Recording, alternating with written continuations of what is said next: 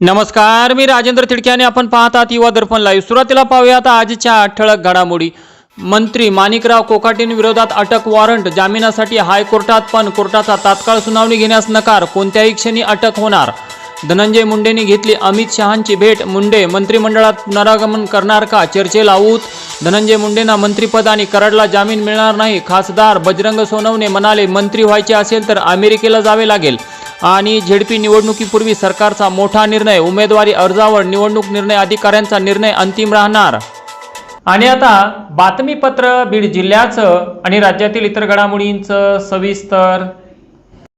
बीड शहरातील अत्यंत रहदारीचा व गजबजलेला रस्ता छत्रपती शिवाजी महाराज पुतळा ते कारंजा या दुतर्फा रस्त्यावरच अतिक्रमणे करून व्यवसाय थाटण्यात आले होते। राजुरी वेस भागात असणारे मुख्य पोस्ट ऑफिसमध्ये दररोज हजारो नागरिक कामानिमित्त येतात, मात्र या ठिकाणी वाहने लावण्यास जागाच नसल्याने प्रचंड अडचण होत होती।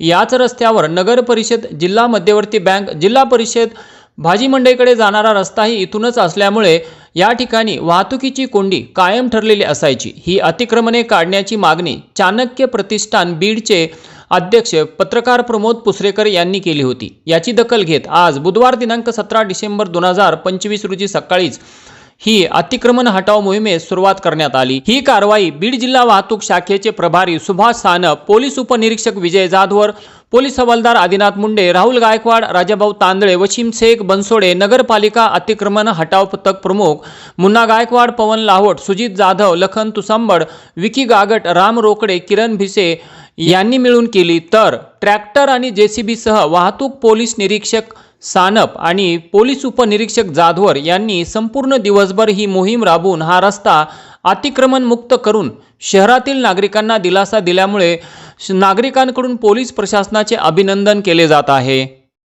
मसाजोगचे सरपंच संतोष देशमुख यांच्या हत्या प्रकरणातील आरोपी वाल्मिक कराड याने मुंबई उच्च न्यायालयाच्या औरंगाबाद खंडपीठात दाखल केलेला जामीन अर्ज न्यायालयाने आज फेटाळून लावला असून या संवेदनशील प्रकरणाकडे संपूर्ण राज्याचे लक्ष लागून राहिले होते। या अर्जावर दिनांक 12 डिसेंबर रोजी सकाळी 11:30 वाजल्यापासून सायंकाळी 6 वाजेपर्यंत सविस्तर सुनावणी झाली होती। मात्र सरकारी पक्षाचा युक्तिवाद त्या दिवशी पूर्ण होऊ शकला नव्हता, त्यामुळे न्यायालयाने पुढील सुनावणी 16 डिसेंबर रोजी ठेवली होती। त्यानंतर आज अंतिम निर्णय देत न्यायालयाने कराडचा जामीन अर्ज फेटाळून लावला। ही सुनावणी न्यायमूर्ती सुशील एम घोडेस्वार यांच्या न्यायालयात संपन्न झाली। संतोष देशमुख यांच्या हत्येप्रकरणी केज पोलीस ठाण्यात वाल्मिक कराड आणि त्याच्या साथीदारांविरोधात खून तसेच मकोका कायद्याअंतर्गत गंभीर स्वरूपाचे गुन्हे दाखल करण्यात आलेले आहेत।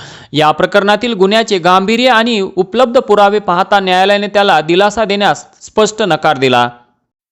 दुचाकी आणि टँकरच्या अपघातामध्ये आष्टी येथील कापड व्यावसायिक जागीच ठार झाल्याची घटना आज दिनांक 17 डिसेंबर रोजी अंबाजोगाईजवळ घडली। आष्टी शहरातील SP मेन्स वेअर या कापड दुकानाचे मालक सोमनाथ पवार हे व्यवसायाच्या खरेदीसाठी लातूरकडे आज दिनांक 17 डिसेंबर रोजी जात असताना अंबाजोगाई शहराजवळ लोखंडी सावरगाव येथील कळम चौकाच्या वळणावर एका टँकरने त्यांच्या दुचाकीला जोरदार धडक दिली।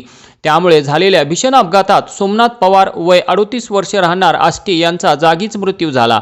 तर पवार यांचा मृतदेह अंबाजोगाई येथील स्वाराती रुग्णालयात दाखल करण्यात आल्यानंतर अपघाताची माहिती त्यांच्या नातेवाईकांना देण्यात आली। पवार यांच्या पश्चात आई वडील, 2 भाऊ, पत्नी, 1 मुलगा 1 मुलगी असा परिवार आहे। तर पवार यांनी अत्यंत बिकट परिस्थितीशी संघर्ष करत कापड व्यवसायात यशस्वीरित्या जम बसवला होता। त्यामुळे आष्टी शहरात या घटनेबद्दल हळहळ व्यक्त केली जात आहे।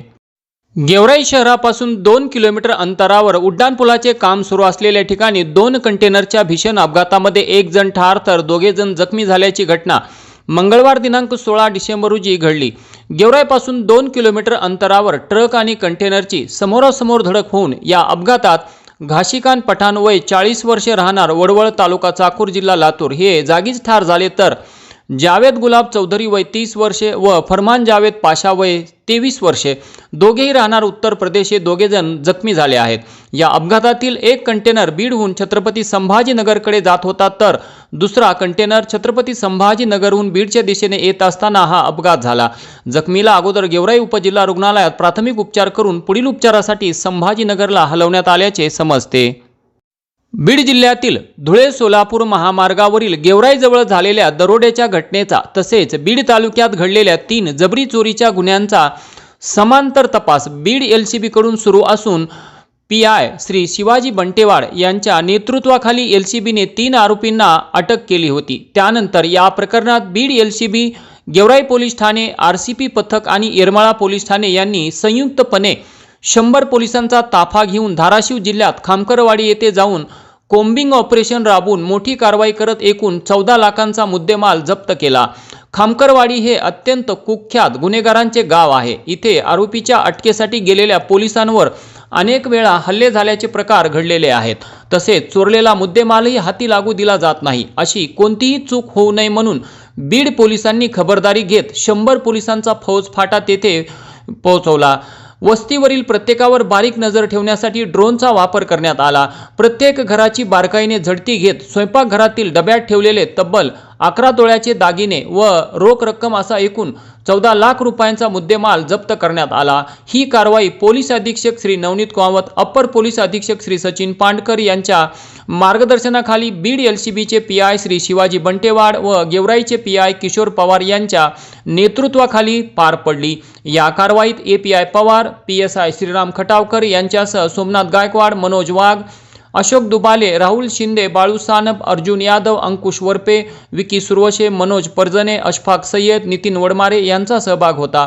या कारवाईमुळे बीड जिल्ह्यातील दरोडा व जबरी चोरीच्या घटनांवर आळा बसण्यास मदत होणार असून बीड जिल्ह्यातील नागरिकांमध्ये पोलिसांबद्दल विश्वास अधिक दृढ झाला आहे। दिनांक 16 डिसेंबर रोजी डोंगरकिन येथे ऊसतोड कामगार स्वर्गीय चिमाजी दाजीराम मांडवे यांची कन्या कुमारी तनिष्का चिमाजी मांडवे हिचा विवाह सोहळा पार पडला। 3 वर्षांपूर्वी माडा सहकारी साखर कारखाना परिसरात ऊस तोडणी दरम्यान झालेल्या दुर्दैवी अपघातात चिमाजी मांडवे यांचे निधन झाले होते। त्या कठीण काळात आमदार सुरेश धस यांनी मांडवे कुटुंबियांना मुलीच्या विवाहावेळी कुटुंबातील सदस्य म्हणून पाठीशी उभे राहण्याचा दिलेला शब्द त्यांनी विवाहप्रसंगी प्रत्यक्षात उतरविला। या विवाह सोहळ्यात आमदार धस यांनी पुढाकार घेऊन आर्थिक मदत देत मांडवे कुटुंबियांना आधार दिला। या आर्थिक मदतीमुळे पित्याच्या अनुपस्थितीत कुटुंबाला मानसिक बळही मिळाले। यावेळी स्वर्गीय चिमाजी मांडवे यांचा मुलगा कार्तिक मांडवे यांनी आमदार सुरेशांना धस हे आमच्या कुटुंबातील सदस्यासारखे आमच्या पाठीशी उभे राहिले असे सांगत त्यांचे मनापासून आभार मानले। युवा दर्पण लाईव्हसाठी महेश बेदरे, पाटोदा। आणि याचबरोबर आजचं बातमीपत्र संपलं। उद्या पुन्हा भेटू काही नव्या आणि ताज्या घडामोडींसह। तोपर्यंत पाहत राहा युवा दर्पण लाईव्ह चॅनल, लाईक करा, सबस्क्राईब करा आणि खाली दिलेल्या बेल आयकॉनला प्रेस करा। तोपर्यंत नमस्कार।